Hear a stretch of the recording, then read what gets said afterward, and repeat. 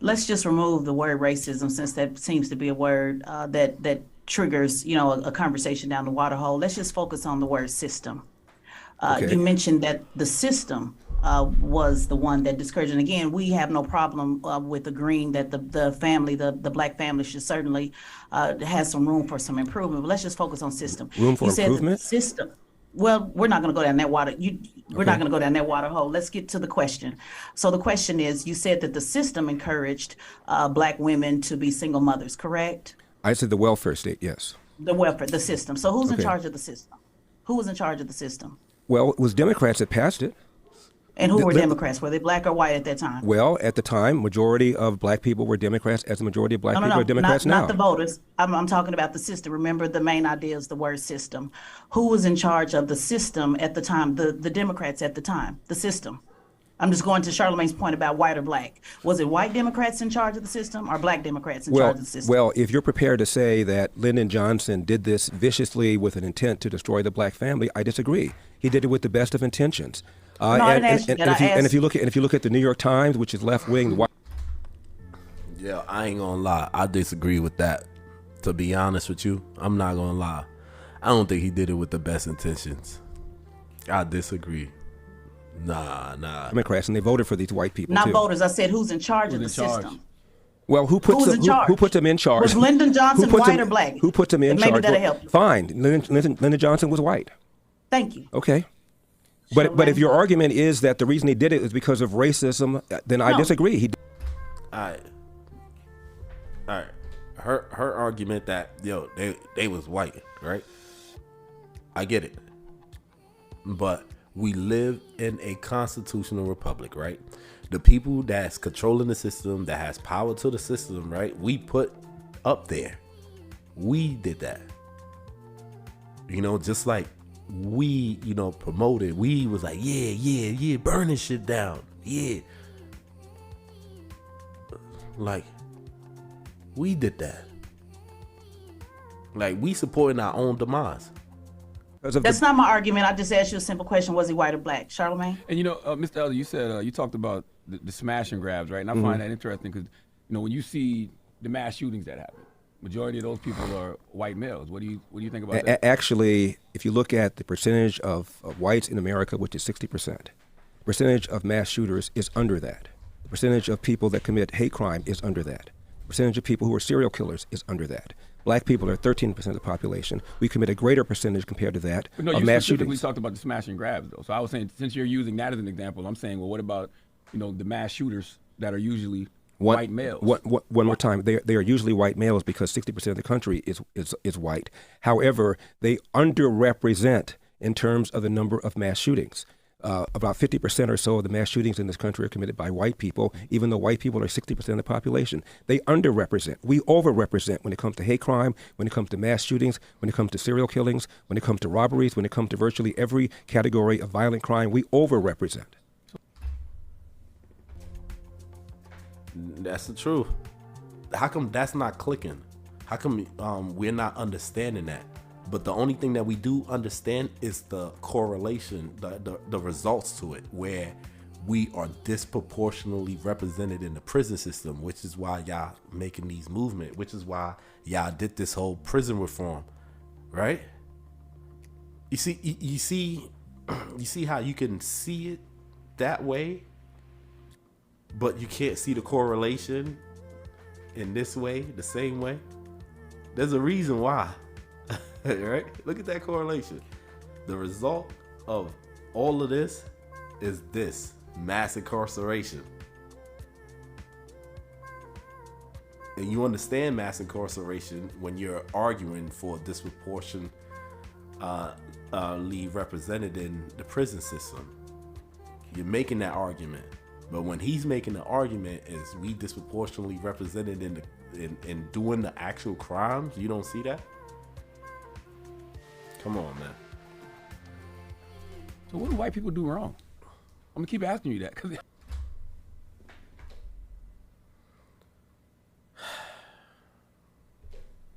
Well, like, do well, they do- do they do anything wrong it with seems to me rather than deal with what's going on, the pathology that's going on in the inner city, you want me to talk about how bad white people are, No, I'm which saying I that don't think there's a cause and effect. which I don't think it's a particularly productive thing to do. Well, I think No, I'm well- talking. You hear that? He said, I think there's a cause and effect. No, I think talking- there's a cause and effect, but if we can't talk about the cause, which I believe is systemic racism and white supremacy, the FBI says. Well, I just told you, if it's systemic racism, please explain to me how it was when America really had systemic racism in 1940. 87% of blacks lived under the poverty line. Again, this is during Jim Crow era. My father is from Athens, Georgia, grew up in Jim Crow. My mom is from Huntsville, Alabama, grew up in Jim Crow. 87% of blacks live below the poverty line. This is before Brown versus Board of Education. Probably because we had no choice. You did not find these kind of black on black crime. Probably because we had no But choice. they still but were to do it living ourselves. below the poverty line, though, sir. I'm sorry? You're forgetting the fact that they were still living below the poverty line. You're picking and choosing, saying this was good, but this was bad. Okay. The bottom line, they end between the poverty line. But let's move forward on Well, let me. No. Oh, but they still living below the poverty line. No, sister. No, sis. We talk about violent crimes here. We talk about murders. We talk about us killing each other. So I would rather a whole community in poverty than a whole community just killing each other. And they're not killing each other because of poverty. He just explained it. How come they wasn't killing each other when the poverty was so great back then? Stop the crime and just keep the community the way it is. At least a lot of opportunity for entrepreneurs to say, yo, you know what, let me invest over here. Let me put some money on this area.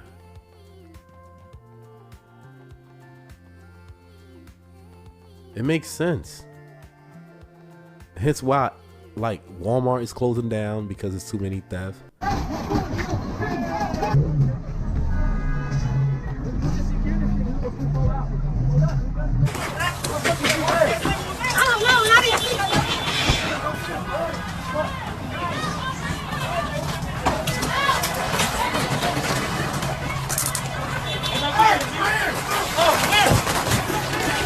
A few moments later.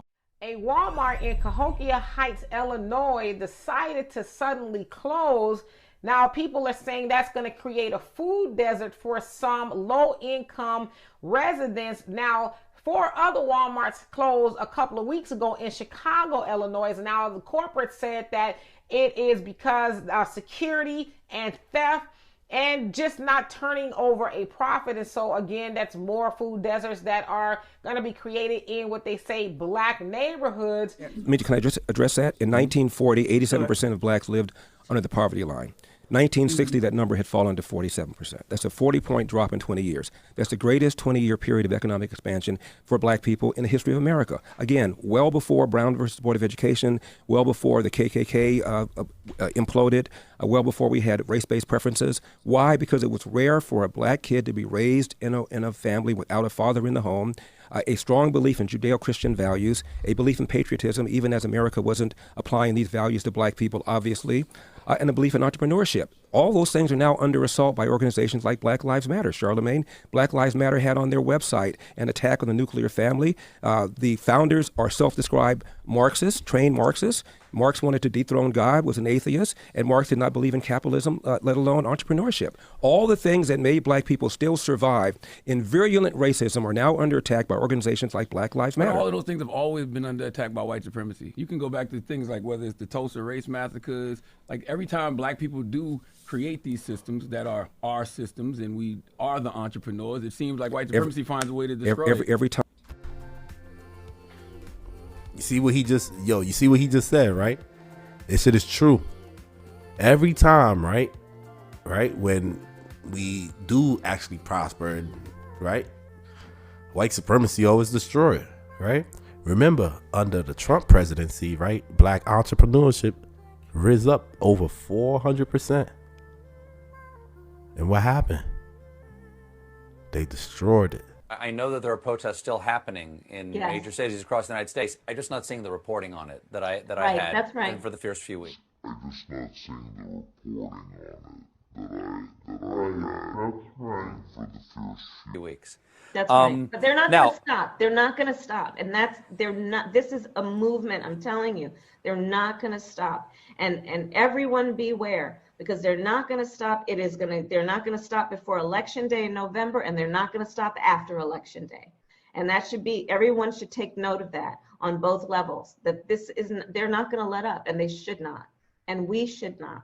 1921, white groups attacked and destroyed Tulsa, Oklahoma's prosperous African-American neighborhood known as Greenwood, or Black Wall Street. Greenwood was gone.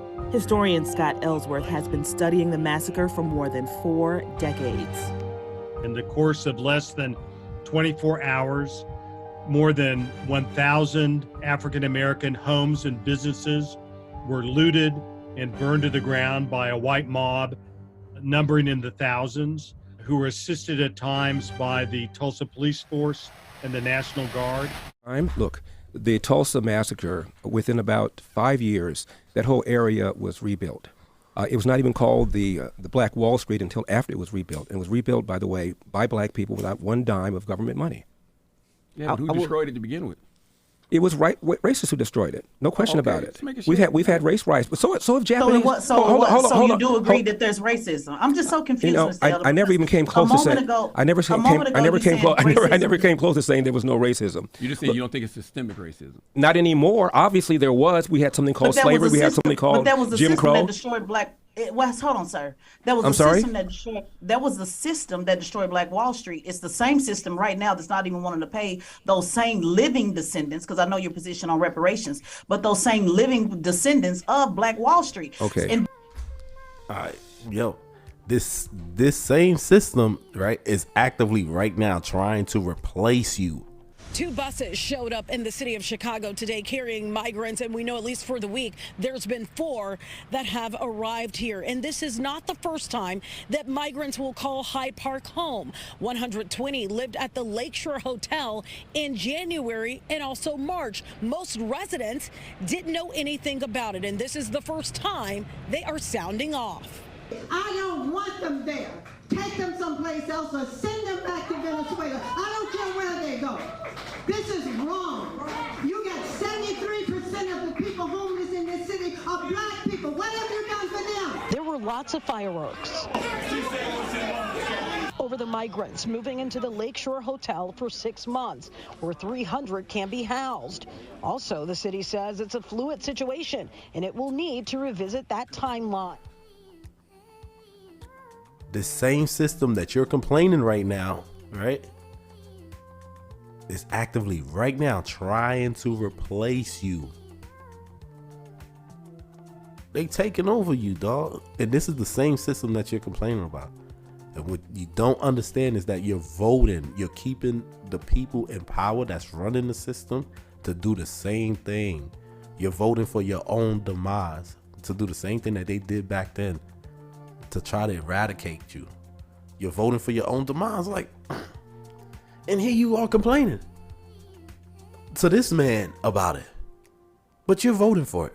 Oh, absolutely. I mean, when we were pushing for, Joe Biden to pick a black woman as his VP, Senator Harris was who I had in mind, and I'm voting for Kamala Harris. I'll tell you that in a heartbeat. I'm not necessarily voting for Joe Biden. I'm voting for Senator Kamala Harris. Man, sit your dumb ass down. Blame everything on having a fatherless family, right? Because I didn't say blaming everything. I know, but that's what you're saying. You're saying a strong community. But no, you said that's what I just said. I didn't say that. You talk about the Asian community. Asian community, it's easy for them to get loans for entrepreneurships. It's easy for them to get loans for houses. You look at our community. Okay. If you really want to talk about our community, right? You look at the schools in our community. Some of our schools are the worst, right? Would you agree with that? Yes or no? Absolutely. Which is why one of the reasons I'm running for president is for school choice. Also, would you say that in our community is systemic? It's also in our communities heavy food deserts. There's nothing but fast food places that are just killing and destroying that. Would you say that's true? Systemic too, by the way. Boy, you say that's true? I'm just asking a question. You said dude said fast food, dog. The dude said fast food. He brought up fast food joints in our community. Wow. This is crazy, dog. Everything is racism. Even the air you breathe. This is crazy. Even the food you eat. What else? I don't even know, but whenever they make some next shit up, this is gonna blow me up. A few moments later. Transportation Secretary Pete Buttigieg is back at it again, and he's claiming roads are racist. And he's taking his claim one step further. Take a listen. We've got a crisis when it comes to roadway fatalities in America. It's a level that's comparable to gun violence. And we see a lot of racial disparities. Black and brown Americans, tribal citizens, and rural residents much more likely to lose their lives, whether it's in a car or as a pedestrian being hit by a car. There are a lot of reasons related to discrimination, even the ways that roads are designed and built. Who has access to a safe street design that's got crosswalks and good lighting? And who doesn't have that access? That can drive disparities. You stupid.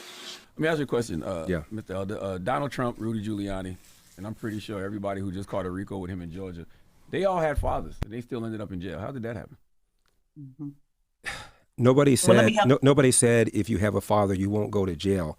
And nobody said if you didn't have a father you were going to jail. My father never. But guess what you did say, Mr. Elder? I'm sorry, respectfully. May I answer his question? Guess what you did say. May I answer his question? Let him finish his statement, Ted. Okay. My father never knew his biological father. He got thrown out of the house when he was 8. You see that? This is how you know. This is not a dialogue. This is not a dialogue. You see that? Yo, let me finish my statement. And then he said, let him finish his statements. He said, okay. This is an attack. What the fuck?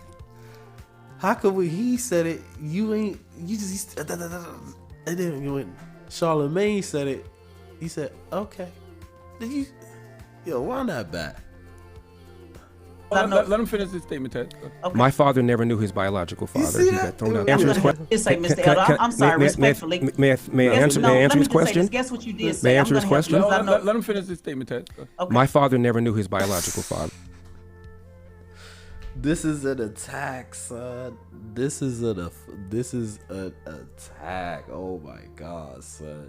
This is what I mean. The disrespect, man. This is crazy. This is real crazy.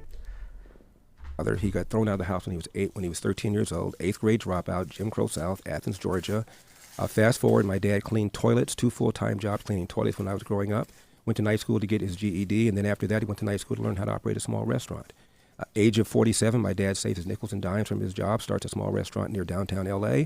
Fast forward, he retires in his 80s. He owned that restaurant. He owned property next door, plus the house that's still in our family. Not too shabby for somebody who did not know his biological father. It's not a death sentence. You still have choices. It's just much more difficult to raise a child on your own. Even Tupac Shakur said, "I know for a fact." Tupac, excuse me. I know for a fact. Had I had a father, I would have been more confident. I would have been more disciplined. End of quote. Well, how did all those white men end up in jail when they still had fathers? The Trumps and the Giuliani. I'm just asking the question. How did they end up in jail?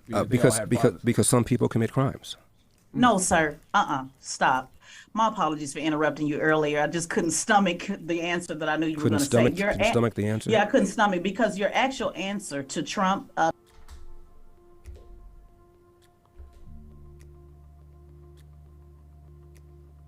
couldn't stomach. Like, even when you speak, I couldn't stomach your answer. Like, ugh. Ugh. Oh my goodness. The disrespect. Oof. Ugh. Yo, this is like, right? If she was a white person, right? Yo, this would be white supremacy right there. Like the way that they just, like the way that they think of you, like, ugh. Even when you speak, I can't even stomach that. Like, this is it right there. This is the white supremacist system right there. Right? To make sure blacks get in line, stay in line. And as soon as you start deviating, I can't stop. What? My goodness, man. This is what we go through out here, man. I want to ask you about that. After 4 indictments, 91 criminal charges, don't you think it would behoove the Republican Party to move on from Donald Trump? I think that the voters in the primary will make that decision. What do you think, though? I have no problem with I thought Donald Trump did an extraordinary job as president, especially for black people. Best economy ever. He did something about the borders. The people that are most hurt because of porous borders are black people living in the inner city, because most of the illegal aliens have little or no education. They end up living in the inner city. They compete against black people with high school or less for jobs. There are about 1 million fewer black people working than who would otherwise be working if it weren't for illegal alien labor. And illegal alien labor, according to a study done by the Civil Rights Commission, puts downward pressure to the tune of almost $2,000 per year on the salaries of black people living in the inner city. And Donald Trump gave us the most secure border we ever had. He also supported school choice. He also did the First Step Act, which allowed about 5,000 mostly black men with long criminal sentences, nonviolent, to have their sentences reduced an average of 70 months per. He pardoned Jack Johnson, the first black heavyweight champion. Even Barack Obama didn't do that. Yeah, he did an extraordinary job for black people. I think you're innocent until proven guilty, but I feel like President Biden had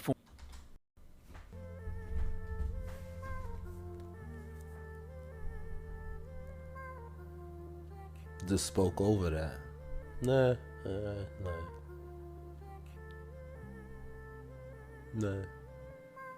So why?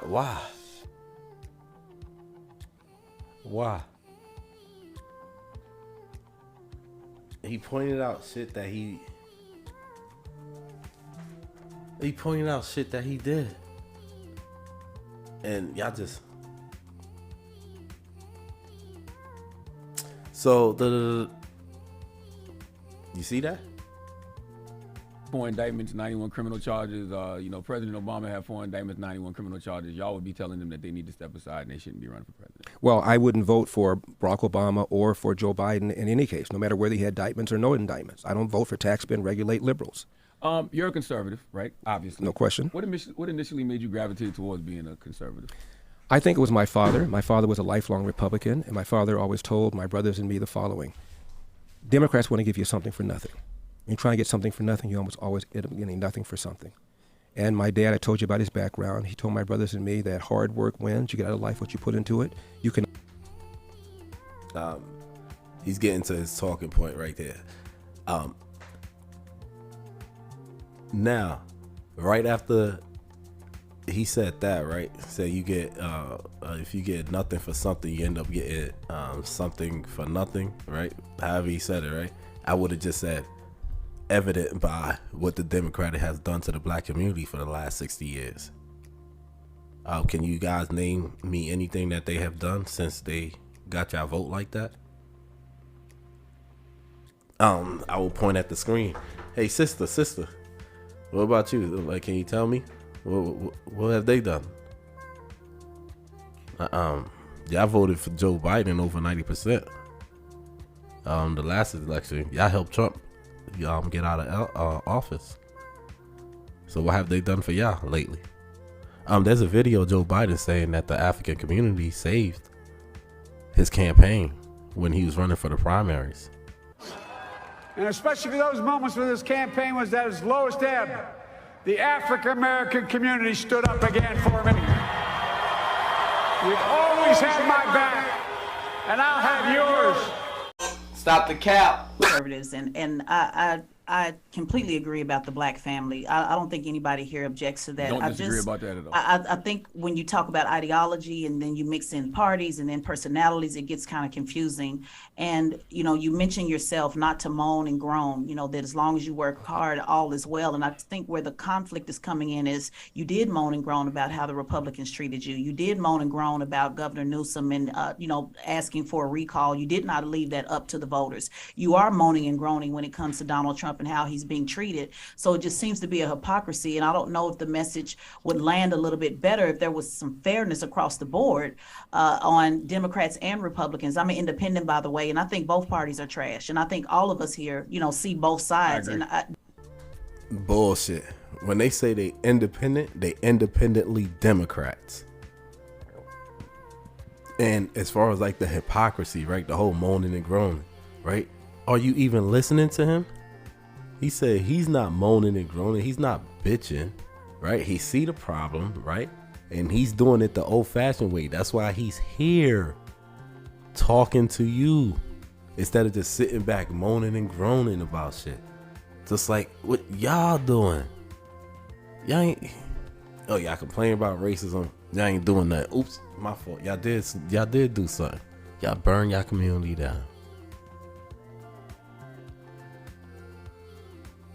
Rather than going out there and, actually try to like make change, you burn your community down. You see what he's doing? He's coming out here, civil, have a conversation with you to make change. What y'all doing?